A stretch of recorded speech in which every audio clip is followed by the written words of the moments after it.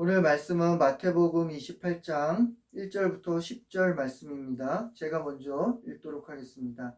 안식일이 다 지나고 안식 후 첫날이 되려는 새벽에 막달라 마리아와 다른 마리아가 무덤을 보려고 갔더니 큰 지진이 나며 주의 천사가 하늘로부터 내려와 돌을 굴려내고 그 위에 앉았는데 그 형상이 번개 같고 그 옷은 눈같이 희건을 지키던 자들이 그를 무서워하여 떨며 죽은 사람과 같이 되었더라. 천사가 여자들에게 말하여 이르되 너희는 무서워하지 말라. 십자가에 못 박히신 예수를 너희가 찾는 줄을 내가 아노라.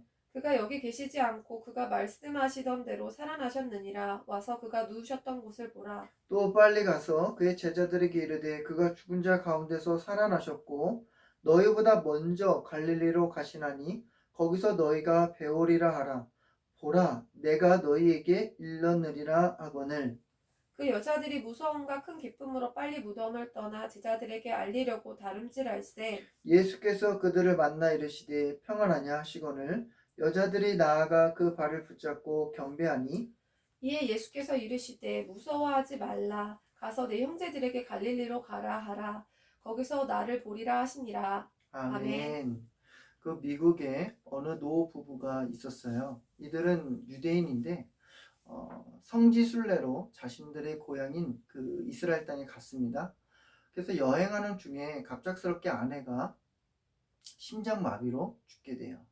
그래서 이 노인이 장의사를 찾아가서 어떻게 장례를 해야 될지에 대해서 의논을 나눴습니다.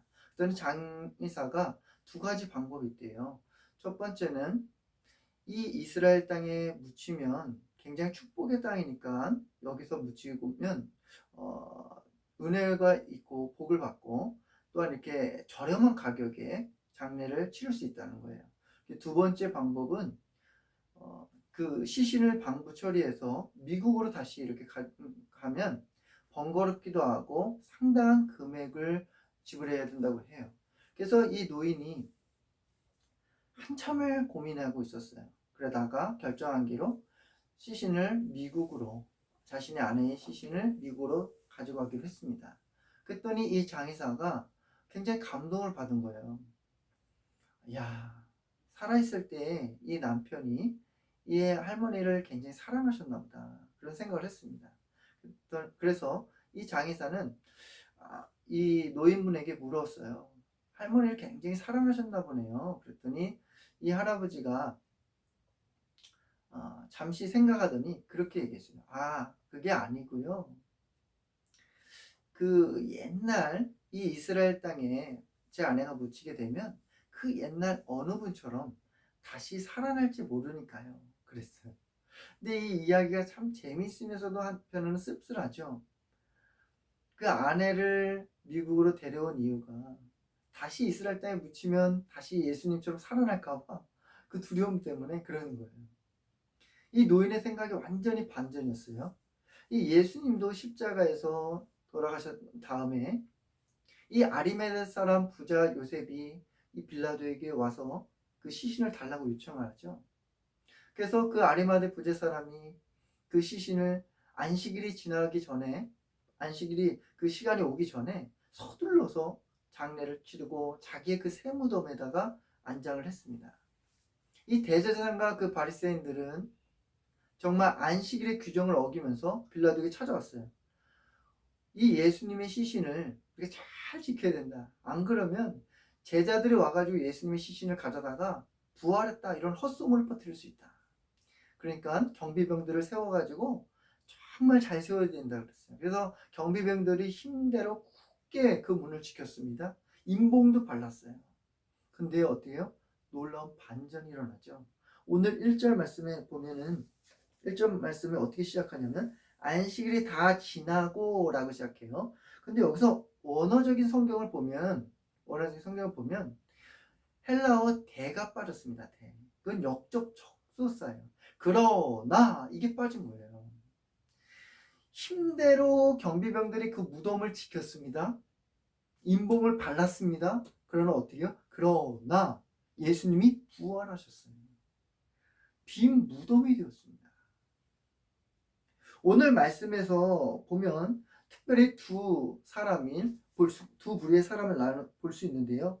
지키는 자와 참는 자를 오늘 본문 안에서 볼 수 있습니다. 이들의 공통점과 차이점을 보도록 할게요. 4절 한번 읽어볼까요? 시작.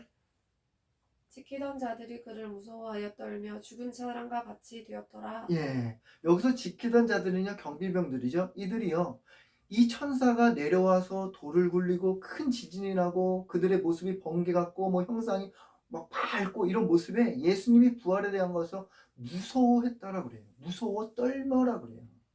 근데 찾는 자들도 한번 보십시오. 찾는 자들이 누구냐면 8절 읽어볼까요? 시작. 그 여자들이 무서움과 큰 기쁨으로 빨리 무덤을 떠나 제자들에게 알리려고 다름질할세. 예, 여기서 찾는 자들은요, 여자들이죠. 막달라 마리아와 다른 마리아가 와서 새벽에 이른 아침에 어두컴컴할 때 예수님의 무덤에 갔어요. 향유를 바르기 위해서 갔습니다.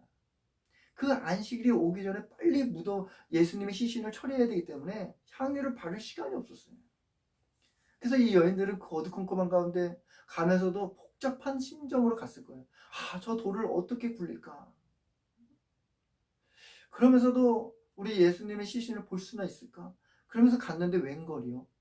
그 무덤의 문이 열려 있어요. 한 천사가 있습니다. 다른 복음서에서는 뭐 두 사람 청년들이 있다고 얘기해요. 그 천사가 얘기하는데 예수님이 부활하셨다는 거예요. 이 여인들, 이 참는 자들의 심정이 어떠냐? 오늘 8절 말씀을 보니까 무서움과 큰 기쁨이라고 나와 있죠.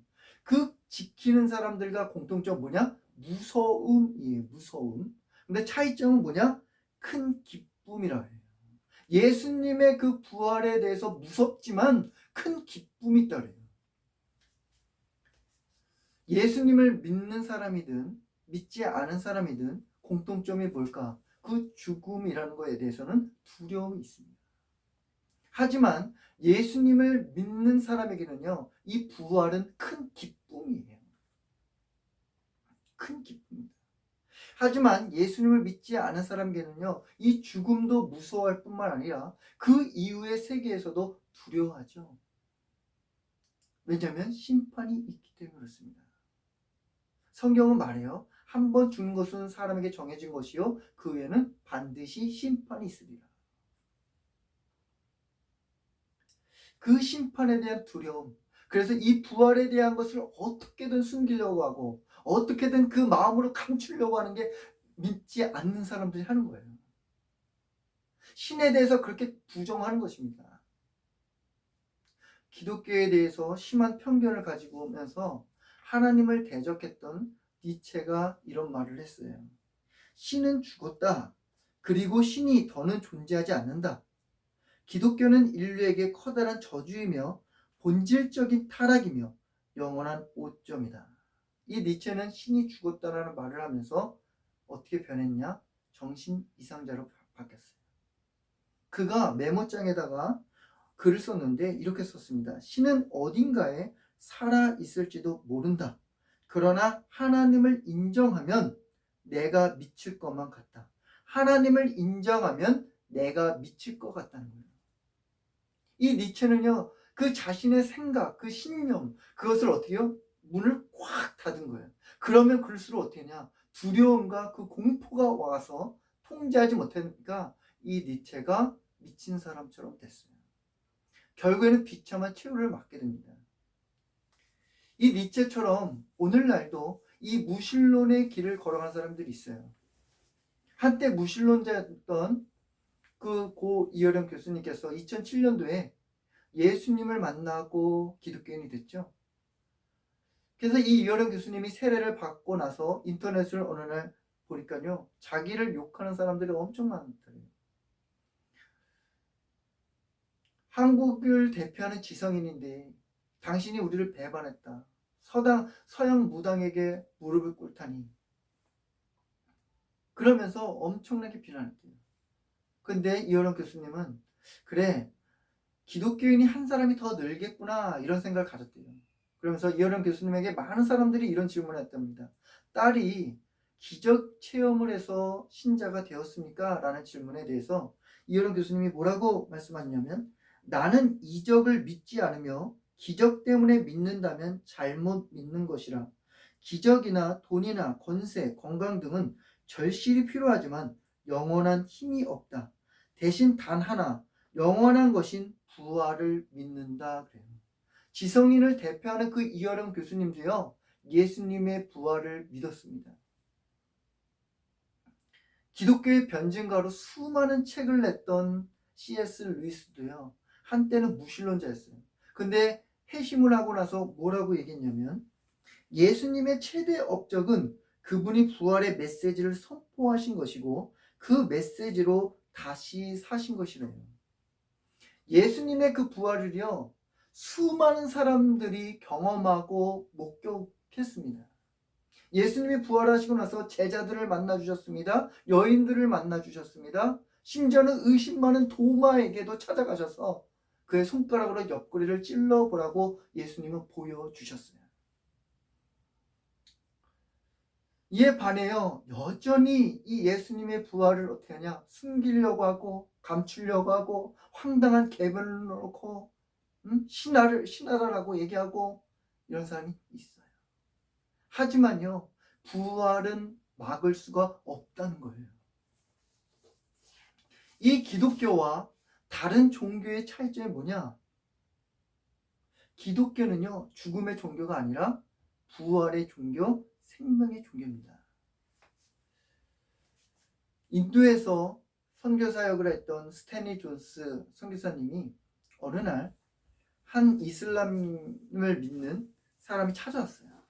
근데 그 사람이 뭐라 그랬냐면, 당신이 믿는 이 기독교와 우리 이슬람교회가 한 가지 차이점이 있다. 우리가 더 우월한 게 있다. 그러면서 뭘 얘기했냐면, 우리는 메디나에 가면 그 마호메트의 시신이 있다. 그러면 이 사람 마호메트 이 시신이 있는 걸 보아서 역사적인 인물이라는 걸 우리는 알 수 있는데, 너희들 기독교는 예루살렘에 가니까 어때요? 빈 무덤밖에 없지 않느냐. 그 말을 들은 스탠리 존스 선교사님이 딱 그러면서 얘기를 합니다. 당신 말이 맞다. 한 가지 기독교와 이슬람교의 분명한 차이가 이거다. 당신네의 종교는 죽음의 종교지만 우리가 믿는 기독교는 생명의 종교, 부활의 종교라는 거예요. 우리 기독교는요, 생명의 종교, 부활의 종교입니다. 이 빈 무덤은요, 부활의 확실한 증거예요. 예수님께서요, 그 마리아와 마르다에게도요, 부활에는 약속에 말씀하셨어요. 나는 부활이요 생명이니 나를 믿는 자는 죽어도 살겠고 무릇 살아서 나를 믿는 자는 영원히 죽지 아니하리라. 예수님이 이 부활에 대한 약속을 하셨습니다.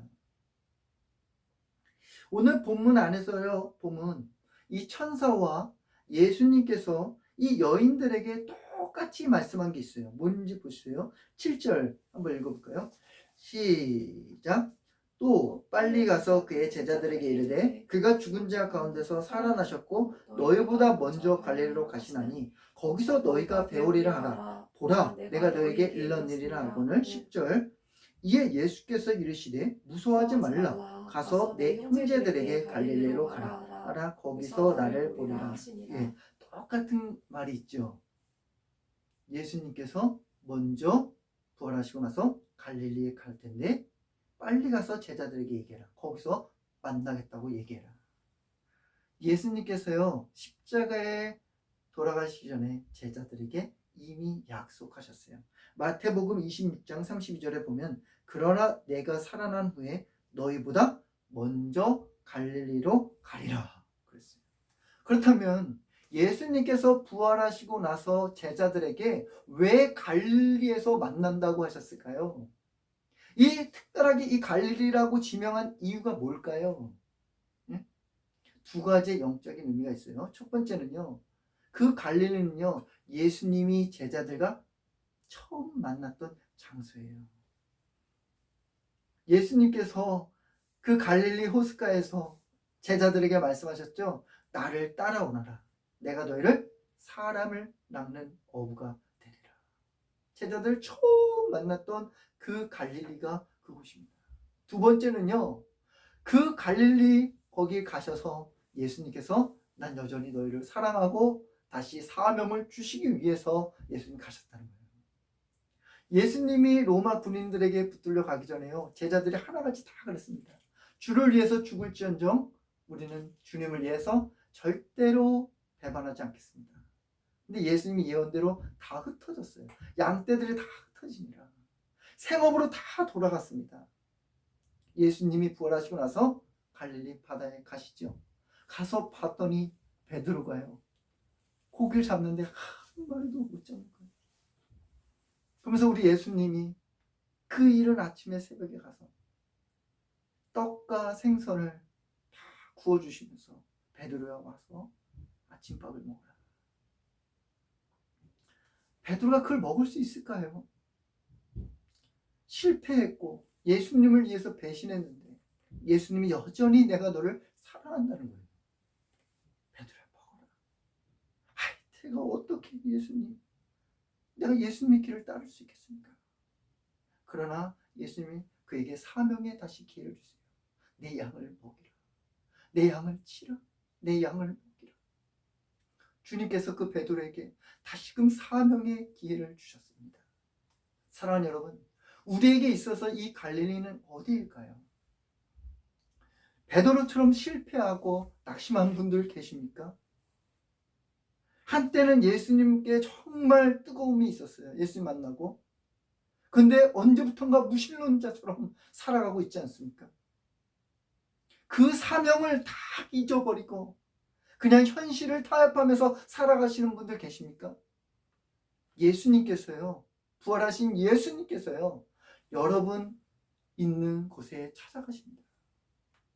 여러분에게 정말 사랑을 고백하고 싶고 지금도 여전히 내가 너에게 사명을 기회를 주시기 위해서 주님은 찾아가십니다. 여러분의 마음의 문을 열어주시고 그 예수님을 초청하십시오. 그 예수님의 음성을 들을 수 있을 것입니다.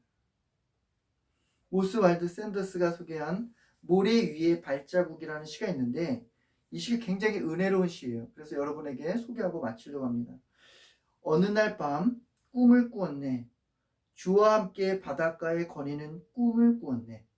하늘을 가로질러 빛이 임한 그 바닷가 모래 위에 두 쌍의 발자국을 보았네. 한 쌍은 내 것, 또 한 쌍은 주님의 것. 거기서 내 인생의 장면들을 보았네. 마지막 내 발자국이 멈춘 그곳에서 내 인생의 길을 돌이켜 보았을 때 자주 내 인생 길에는 오직 한 쌍의 발자국만 보였네. 그때는 내 인생이 가장 비참하고 슬펐던 계절이었네. 나는 의아해서 주님께 물었네. 주님, 제가 당신을 따르기로 했을 때 당신은 저와 항상 함께한다고 약속하셨잖아요. 그러나 보세요. 제가 주님을 가장 필요로 했던 그때 거기에는 한 쌍의 발자국밖에 없습니다. 주님, 저는 떠나 계셨나요? 주님께서 대답하셨네. 나의 귀하고 소중한 아이여. 나는 너를 사랑하였고 너를 조금도 떠나지 않았단다. 너희 시련의 때, 고통의 때에도 내가 본 오직 한 쌍의 발자국, 그것은 나의 발자국이었노라. 그때 내가 너를 등에 업고 걸었노라. 우리 예수님께서요, 이렇게 따뜻하시고 인격적인 분이에요. 우리가 지쳐서 도저히 힘들어서 걸어갈 수 없을 때 우리 주님은 등에 업고 걸어가시는 분입니다.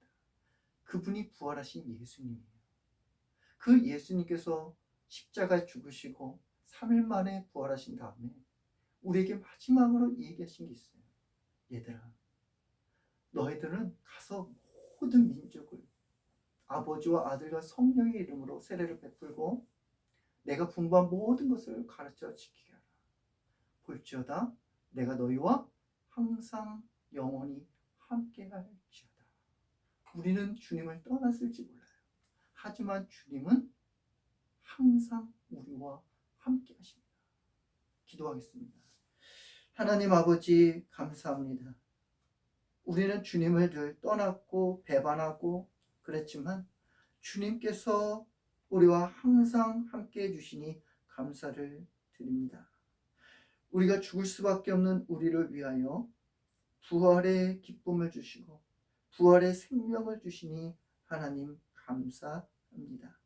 주님의 크신 은혜로 살아가게 하여 주시고 이 부활의 기쁨을 온 세상에 전하는 자로 살아갈 수 있도록 도와주십소서. 이제는 우리 주 예수 그리스도의 은혜와 하나님의 크신 사랑과 성령님의 감동과 감화와 교통하심, 이 자리에 있는 예배드리는 모든 지체의 머리 위에 부활의 기쁨과 부활의 소망과 부활의 크신 은혜를 누리며 살게 하시고 전하는 자로 살게 하여 주시옵소서. 영원히 함께 하실 것을 간절히 축원하옵나이다. 아멘.